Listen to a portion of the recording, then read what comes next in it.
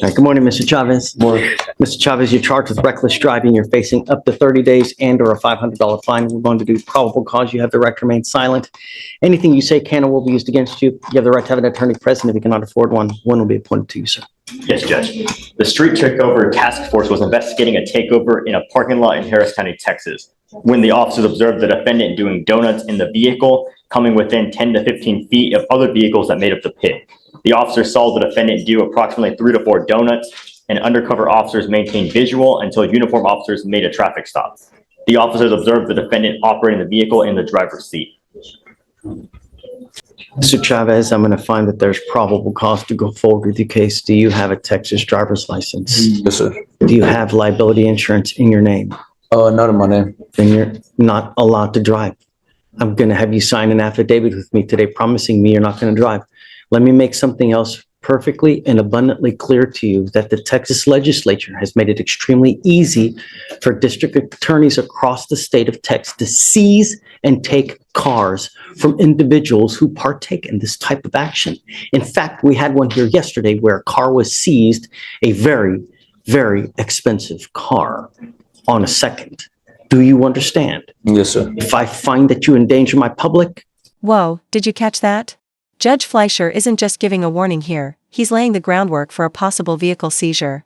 Under Texas law, if someone's caught in a street takeover, the car they used can be permanently taken. Let me know in the comments, do you think that's fair or too harsh? Then likewise, you will go to jail. I'm going to revoke your bond if you endanger my public. I'm going to do everything in my power to protect it. Do you understand? Yes, sir. Before you start driving, you must come back and get approval from us. Do you understand? Don't just start driving because I don't want to take your word that you have a car insurance. Owen can get with you, come back. He knows how to handle this. Do you understand? Yes, sir, but the truck has insurance. I don't, just, you have a lawyer. I don't want you to say anything now. Okay. Just get with your lawyer. He can advise you how to go forward. But I'm telling you now, I'm ordering you not to drive. You don't have car insurance. Yes, sir. Do you understand, Mr. Chavez? Yes, sir.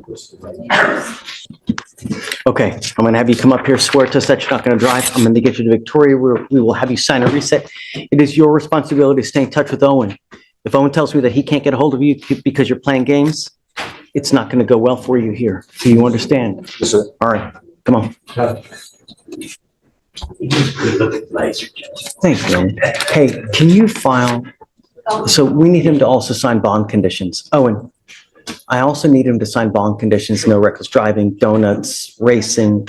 So we'll have him take a seat in the jury box. Once he signs it, then Yes, Judge. please. Felicia, Yes, Judge. when did we first test Mr. Smith? So, for Mr. Smith, Okay, here's where things start unraveling. A court-ordered drug test was skipped, then delayed for weeks. Imagine ignoring a judge's direct order for over a month, and then still testing positive.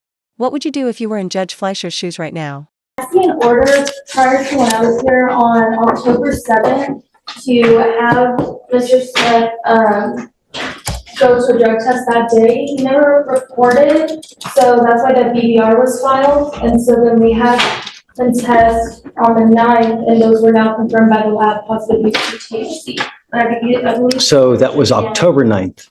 No, October 7th, we ordered them to test, they did not. Okay. We caught that a little late, by the BVR, and then we adjusted a little bit last week, I believe, or the beginning of. How is it that we ordered him to test in October and he's now in December testing? How on earth? It's unacceptable. It was a court-ordered drug test, and I don't think you wanted them to come back after testing. But if they don't test, then they're required to come back and we either make them test again or do so, or there's other ramification, but we don't, how on earth can we go a month and a half and then nothing happens? Yes, Judge, I understand, but we did, prior orders, we tested them again this week, and those did come back for THC. Who was here working that day? I can look into it, but it's really no way of knowing for sure because there was no assigned officer here at the time. Someone had to have signed an order. Yes, To go Judge. test. I think so, right? There's always a way. There's always a paper trail. Yes, Judge. Sorry, this was from the 4th, Since they never made the appointment, and it was, one of our officers' noses.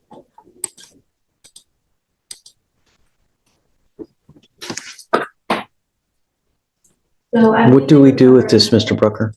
How do we hold Mr. Smith accountable? Judge, I know what I've done since Monday. Mr. Smith and I have talked very frequently this week. I admonished him thoroughly about the THC usage. He explained to me what happened with that, and he understands the seriousness of it. He understands what's at risk. It's correct what you said, that he doesn't have any support out there, financial or otherwise. I'm actually happy that he was able to make it here on time today, because I was concerned about that. So that was twice this week. He wants to be compliant. He wants to do what's best. He wants to dispose of the case. I don't believe that. I know, Judge. I don't believe that. He's telling me that you want to be compliant. I don't think so. You repeatedly do whatever you want to do without regard to court orders, and it does not work like that. You repeatedly fail to appear here. You blow off the test, and now you're testing positive. What am I supposed to do? Just let you go? I missed one day, and that was the day I was supposed to come, and I didn't have no way up here. You can take the bus. I'm in Humble. The bus did not come out of Humble. I'm literally sleeping at the park right now, like, and I'm still, okay. Listen. And Judge, even with those challenges, Tristan has been in school. Even on the Zoom appearance from last week, I believe he was Zooming in from school the day that he couldn't make it, and got down here on that Monday. I don't know what to believe with him. I really don't. Unless you provide me proof with something, I'm not going to believe a word that comes out of your mouth. I don't believe, because the problem is that you tell me that you're going to, you tell me you're going to do things, and then when it's time to, you don't. So how am I supposed to handle this? What am I supposed to do? Judge, he came in on Monday. You ordered him to take the test. He went right over. I literally walked here. I didn't have nowhere. I walked here. He went over. That was a whole 4 hour. I walked here from school. I walked here all the way from Chattanooga. I'm not asking much. I don't want you to use. Do you understand? Judge, if I may add, I have communicated with his grandmother. I believe it was on December 5th that I called Oh, her. you spoke with Grandma. I did. Have you let Mr. Brooker know first? Yes, Judge, I recorded. I took details of the conversation and shared it promptly with Mr. Brooker. How do we go forward? So it appears as though, based on my conversation with Miss Karen, that the defendant has gone to the house, the residence since then with his friends. He refused to leave even upon her request. There is a MOAB in place, Judge, where he was supposed to have no contact with the residents, and per his bond conditions, I don't believe he was supposed to have contact with her either. And he has gone to the residence. And now we have even more. I mean, And she did file a police report, I believe, Judge. She told me she called the police and they filed a report, and she has an offense number. Mr. Brooker,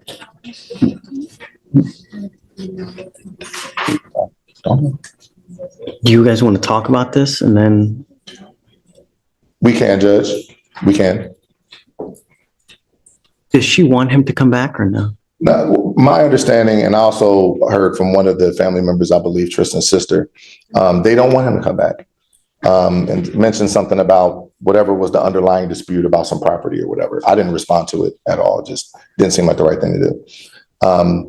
But as Tristan has indicated, everything he said to me is that he's been living outside, doesn't have anywhere to go, which is my original concern with him.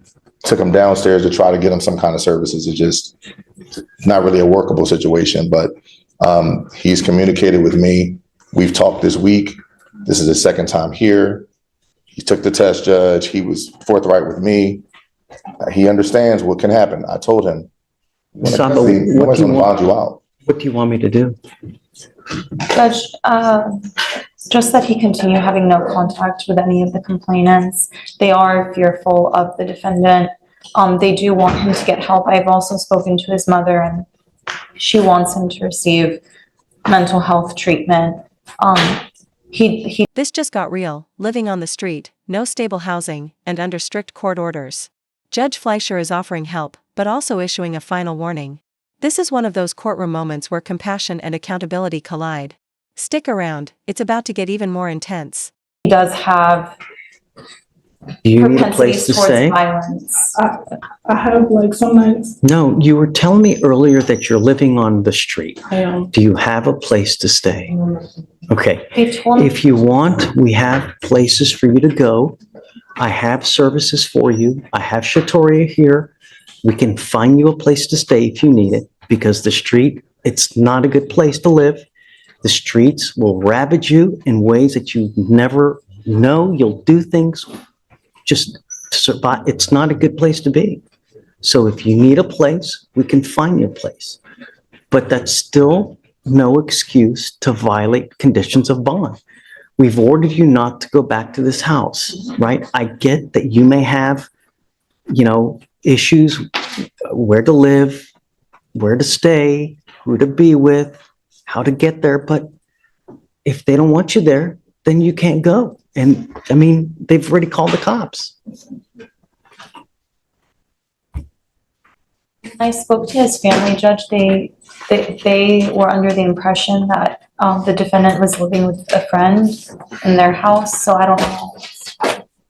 And that's my understanding too, and Tristan did tell me that he intended to go and stay with a friend. But that was 2 months ago, Judge. He's not paying any rent or anything. His situation has changed since then. Look, I'm trying really hard not to put you into custody, but at some point, your actions become your own and it's on you. I'm not going to keep playing this game. I'm not, I expect you, like everybody else, to live to the conditions. When we tell you not to go back, it's mom or grandma. I spoke to both, Judge. Grandma wants no contact. If I hear it happens again, get ready. You're not allowed to use. And I'm telling you now, I'm going to test you for, someone dropped the ball here. And I'm going to give you the benefit of the doubt, but I'm telling you, you're going to get tested again. And if it tests positive again, there's no excuse. Now, we have resources to help you. If you want help, all you have to do is ask. We've given you a list of places that you can call, that you can go stay. They will take you in. If you need any other resources, we're happy to help you as well. But at some point, there's just no more excuse. Understand?